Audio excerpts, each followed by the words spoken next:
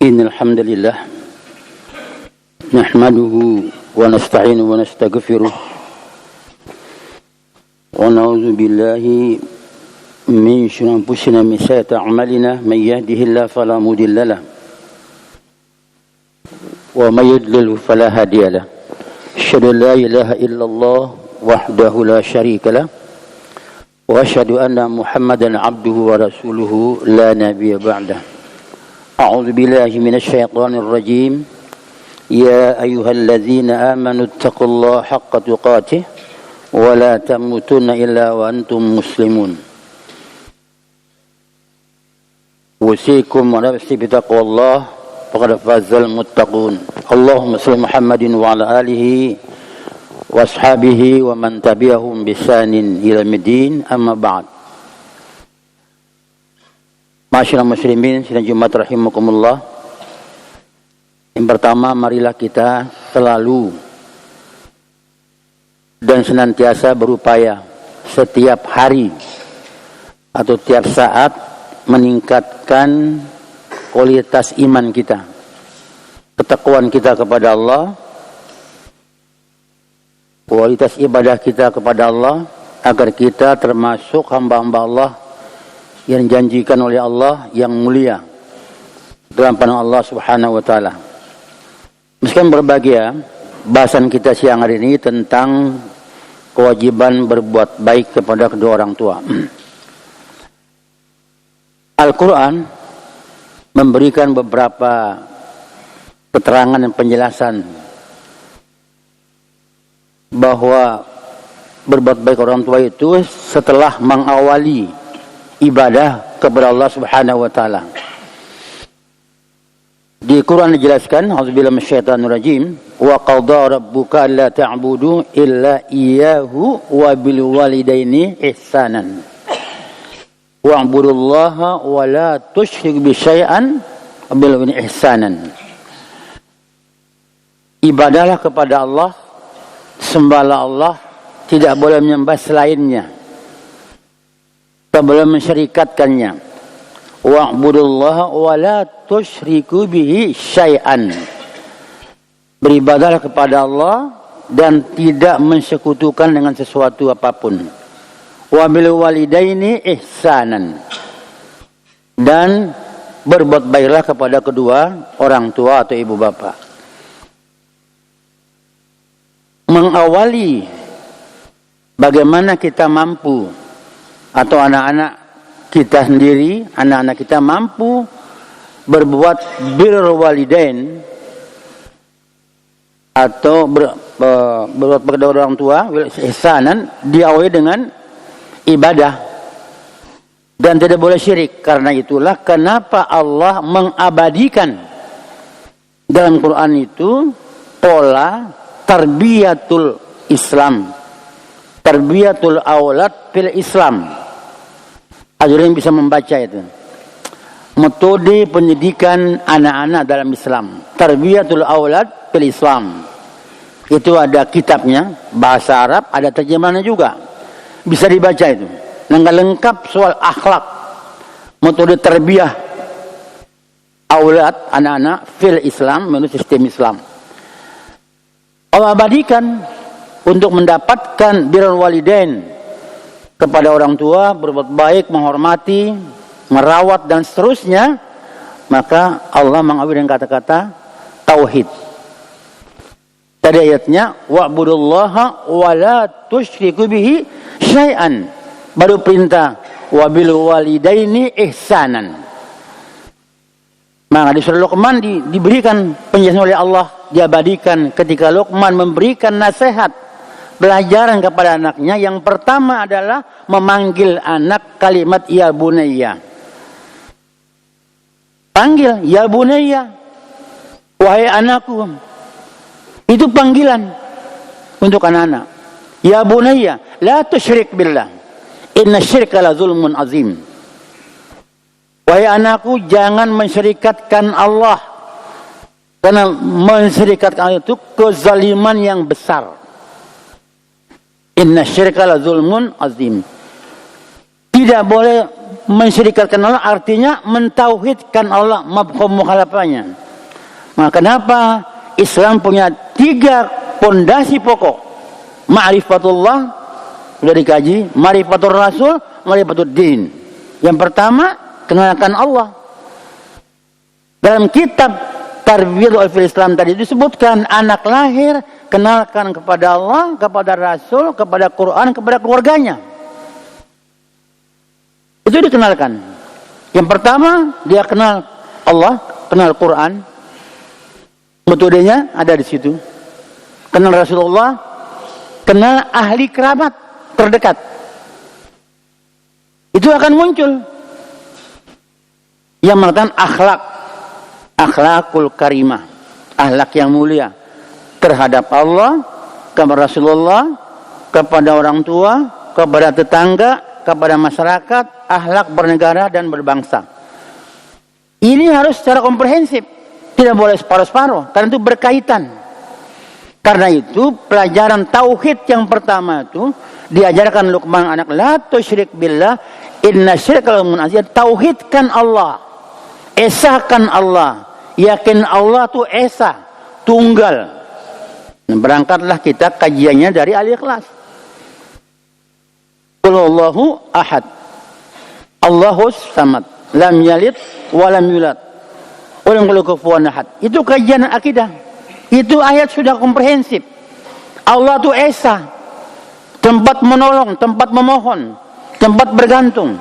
Tidak punya ibu bapak, tak diperanakan, tak seupun benda yang sama dengan Allah, dengan ciptaannya sendiri. Di situ setelah akidahnya mantap, tauhidnya mantap, dipanggil lagi oleh Luqman, ya bunayya aqimis shalah, wahai anakku tegakkan salat, wa'mur bil ma'ruf wanha 'anil munkar, lakukan al ma'ruf nahi munkar. Sejak dini itu, ya bunayya aqimis shalah, sudah benar tauhid tadi, tegakkan salat.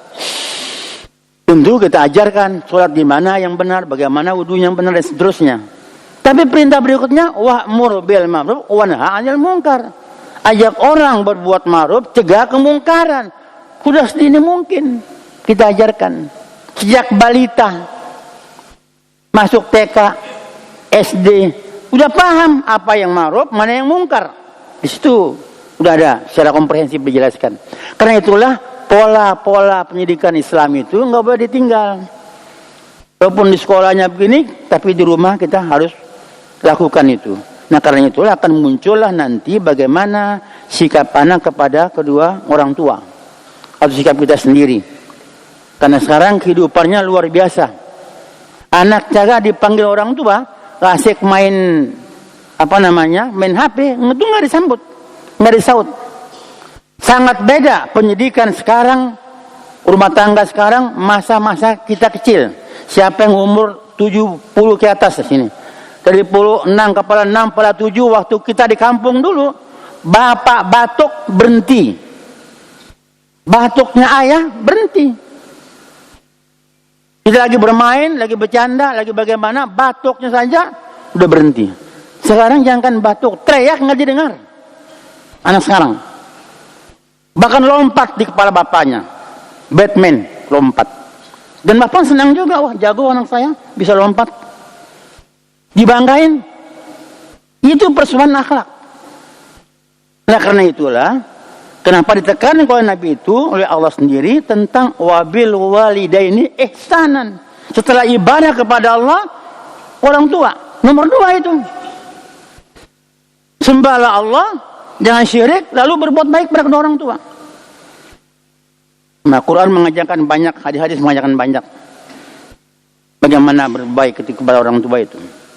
Karena itu, Quran juga menjelaskan jika orang tua keduanya sudah usianya lanjut, maka ada perintah larangan. Wala fala taqul lahuma uffin. Tidak boleh mengatakan keduanya kata tidak punya mana itu. Kata uffin, wala tanharhuma, jangan kau bentak keduanya. Qulu qaulan karima, berkata yang baik yang mulia. Itu yang harus ditanamkan kepada anak-anak atau kepada kita sendiri yang masih punya orang tua. Kadang-kadang juga tidak ada penghormatan sama sekali dan seterusnya. Nah, karena itulah di mimbar ini saya menjelaskan bahwa orang tua itu harus dibuat senang, dibuat bahagia. Kenapa kita disuruh Allah berdoa yang populer agar keluarga kita, anak kita enak dilihat, hormat kepada kita. Doa yang populer, Rabbana hablana min azwajina wa dzurriyyatina qurrata a'yun wal muttaqina imama. Ya Allah, berikan kepada kami keberkahan buat keluarga kami, hamil azwajina, kepada istri kami, keluarga kami, wa dzurriyyatina qurrata a'yun. Ibnu Katsir menjelaskan apa itu qurrata a'yun? Keturunan yang menyenangkan, enak dipandang, enak didengar, ikut perintah orang tua, tidak membantah, tidak melawan. Itu qurrata a'yun. Kalau ngomongnya enak, bicaranya bagus, akhlaknya mulia, semua enak, mengenakan, qurrata a'yun. Mata enak memandang dan telinga enak mendengarnya. Itu makanya Quran menjelaskan juga tipologi anak dalam Quran. Ada menjadi menyenangkan, ada menjadi musuh orang tua, ada membuat yang orang tuanya rusak, ada sebagai penyejuk hati, ada qurrata a'yun dan seterusnya. Semua dibahas oleh Quran. Karena itu kita sumbernya harus ke Quran. Nah, karena itulah masalah berbuat baik kepada orang tua ini hal yang memang dikaji secara rutin, secara serius, secara menyeluruh, komprehensif bab berbuat baik pada orang tua. Akhlak keluarga. Tema besarnya akhlak keluarga. Kalau untuk fokus ke keluarga. Nah, maka kenapa Rasulullah, setelah Rasulullah punya kasus tahrim 1 sampai 5 surat At-Tahrim Quran, ayat 6-nya ditekankan kepada kita semua. Bagaimana supaya akhlaknya bagus, keluarganya bagus, ada pandangan khusus kepada kita. Kalimat tahrim ayat 6, pada hafal, sering diceramakan, tapi dalam aplikasinya jarang dilakukan. Perintahnya amanu juga. Allazina amanu qu anfusakum wa ahlikum nar al-ayah. Itu mengawalin tadi dengan kajian-kajian tauhid tadi. Ayo orang-orang beriman, jaga dirimu karena ada kalimat qu anfusakum setelah amanu, berarti ayah, berarti bapak pada keluarga. Qu anfusakum, jaga dirimu wahai ayah, wahai bapak pada keluarga. Wahlikum naro, dan ahlimu dari neraka. Ahli di sini cuma 2, istri dan anak, bukan keluarga terdekat, bukan family. Jadi ahlikum di sini istrimu dan anakmu, jaga dia dari neraka. Artinya dibina akidahnya, pasti dia hormat pada orang tua. Dia membela orang tuanya, merawat orang. Ketika dia sudah kita pelihara, kita ajarkan sesuatu yang harus diajarkan menurut Quran dan hadis Nabi sallallahu alaihi wasallam. Nah, ini yang jarang kita lakukan secara serius. Jangan terlalu mengandalkan sekolah, apalagi sekolah umum, SD negeri, SMP negeri, SMA negeri, perguruan tinggi, tidak menghasilkan akhlak mulia. Tidak menghasilkan akhlak mulia. Banyak orang yang tamat SMA saja, ya SMA atau S1, S2, bahkan S3, enggak kenal akhlak, hanya titel saja. Kiri kanan 2, 4, 5 pundaknya. Tapi akhlaknya buruk. Kenapa? Dia nggak mengkaji bagaimana Allah merintahkan. Karena itulah Allah mengabadikan. Baik orang tua sudah hidup, masih hidup dan sudah meninggal, sama perilakunya. Doanya sama. Dan doa itulah yang diabadikan Allah dalam Quran. 2 surat. Surat pertama hanya mengatakan kalimatnya Rabbighfirli wali walidayya. Itu ayat pertama. Disambung oleh surat kedua. Warhamhuma kama rabbani shaghira. Jadi satu. Itulah doa yang diabadikan. Yang bisa membalas, ya, mengimbangi jasa-jasa orang tua itu hanya doa itu. Dan banyak kasus. Ada sahabat menggendong ibunya tawaf sampai selesai, lapor Rasulullah, aku gendong ibuku balas jasa. Belum, kata Rasulullah, belum apa-apa itu. Gunung Uhud jadi emas kau berikan, belum jadi. Belum membalas, apalagi menggendong saja. Tapi yang bisa doa. Ya Rabbi gfirli wali walidayya warhamhuma kama rabbayani. Selain itu wajib doanya. Wajib. Itu doa pertama. Mau habis sholat, mau kapan, itu doa pertama sebelum minta pangkat, jabatan, rezeki, popularitas. Apa yang kita minta? Itu dulu. Kalimatnya doa pribadi dan orang tua. Dan itu harus berulang berkali-kali. Maka banyak ulama mengatakan, sudahkah kita sebagai anak sampai berkeringat, bahkan lelah mengucapkan Rabbi ghafirli wali walidayya warhamhuma kama rabbayani saghira. Pernahkah Anda lelah, berkeringat, capek, bahkan sampai pingsan? Ulama yang istiqomah mengatakan itu. Perlu introspeksi kepada kita. Bahwa kita tidak serius memberikan mendoakan kedua orang tua kita. Nah karena itulah Rasulullah menjelaskan juga. Jadi kalimat durhaka itu ada lawan ihsan bil walidain, itu lawannya uququl walidain. Uququl walidain. Nabi mengatakan para sahabat, kata Rasulullah, ala unabbiukum bi akbaril kabair. Mau enggak aku jelaskan kepada Anda dosa besar yang paling besar? Kata sahabat, qalu bala. Mau. Nabi bilang pertama, al-isyraku billah, mensyirikatkan Allah. Yang kedua, uququl walidain, durhaka pada orang tua. Itu dosa besar. Setara dengan syirik kepada Allah. Uququl walidain, di nomor 2 kan situ. Itu dosa, durhaka. Maka ciri durhaka itu kata Rasulullah, ada sebuah hadis yang terjemahnya begini. Dalam hadis itu dibilang, ibka'ul walidaini min uququl. Membuat orang tua menangis bagian durhaka. Membuat orang tua menangis bagian dari durhaka. Coba, pernahkah kita anak-anak membuat kita menangis? Karena perbuatannya, karena kata-katanya. Itu sudah cabang-cabang durhaka. Membuat menangis. Mestinya membuat senang, membuat gembira, membuat senyum. Itu kebalikannya. Nah karena itulah kajian-kajian pertanyaan ini nggak mungkinlah kita harus panjang lebar di mimbar ini. Tetapi kita harus kajian spesifik gitu. Saya mintakan spesifik. Ada kajian 1 pekan, 8 jam spesial rumah tangga saja tentang kondisi anak keluarga. Nah, itu harus difokuskan. Jangan tambah sulam. Spesial hari ini ngaji jam 8 sampai jam 8 malam. Hanya keluarga Islam. Udah fokus. Jadi itu. Jadi kita harus bikin kajian yang spesifik. Spesifik. Harus bisa.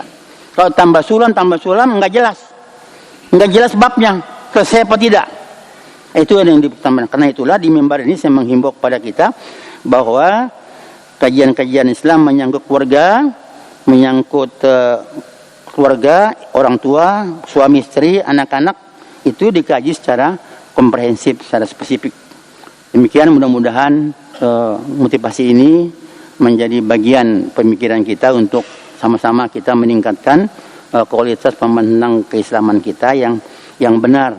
Jangan cuma kita fokus sholat, sudah zakat, sudah puasa, sudah haji, umrah bolak-balik, tapi akhlak nggak pernah dikaji. Bab akhlak khusus itu. Khusus karena Nabi memberikan stressing, innama bu'istu li utammima makin akhlak. Aku dibangkitkan Allah untuk akhlak yang mulia. Itu stressingnya.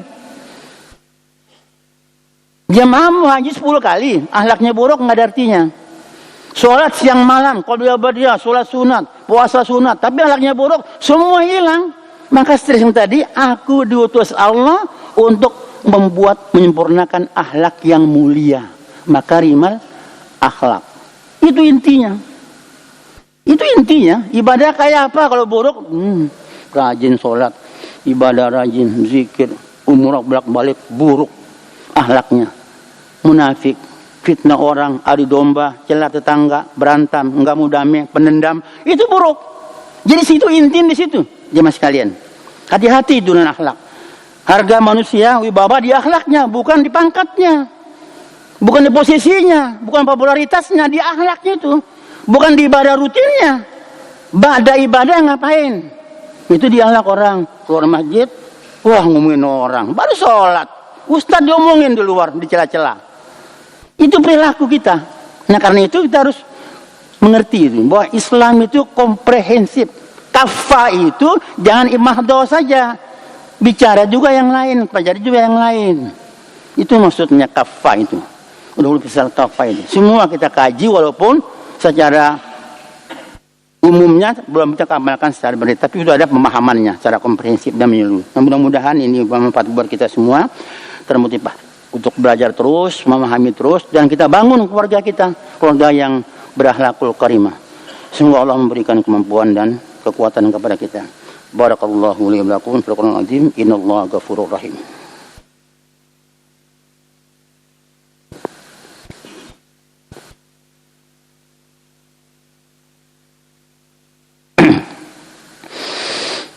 Alhamdulillahilladzi arsala rasulahu bil huda wa dinil haqq liyuzhira 'ala dini kullihi wa kafa billahi shahida.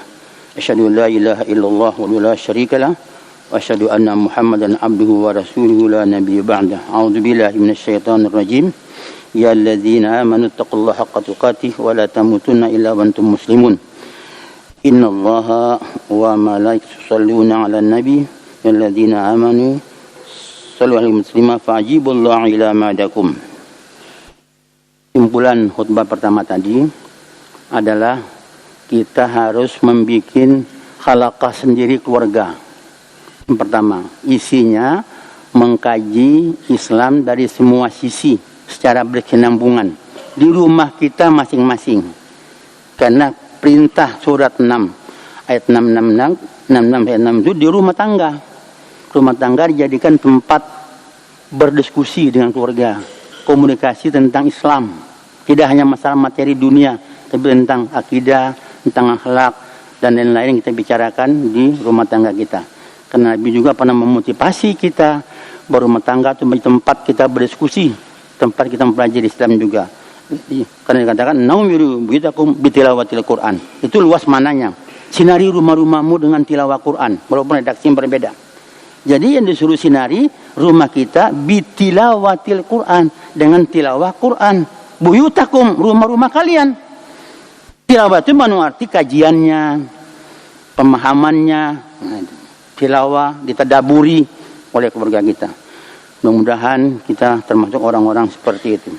Allah Subhanahu wa ta'ala ajma'in. Kita berdoa kepada Allah. Bismillahirrahmanirrahim. Allahumma ighfir lil muslimina wal muslimat wal mu'minina wal mu'minat wal amwat. Rabbana hab lana min azwajina wa dzurriyyatina qurrata a'yun wattaqina imama. Rabbana innana sami'na munadiyan yunadi lil iman an aminu bi rabbikum fa amanna. Rabbana faghfir lana dzunubana wa kaffir anna sayyi'atina wa tawaffana ma'al abrar. Rabbana taqabbal minna innaka antas samiul alim wa tub 'alaina innaka antat tawwabur rahim. Rabbana atina fid dunya hasanah wa fil akhirati hasanah wa qina adzabannar. Subhana rabbika rabbil izzati amma yasifun wa salamun alal mursalin alhamdulillahi rabbil alamin. Wa rahmatullahi akbar. Aqimis shalah.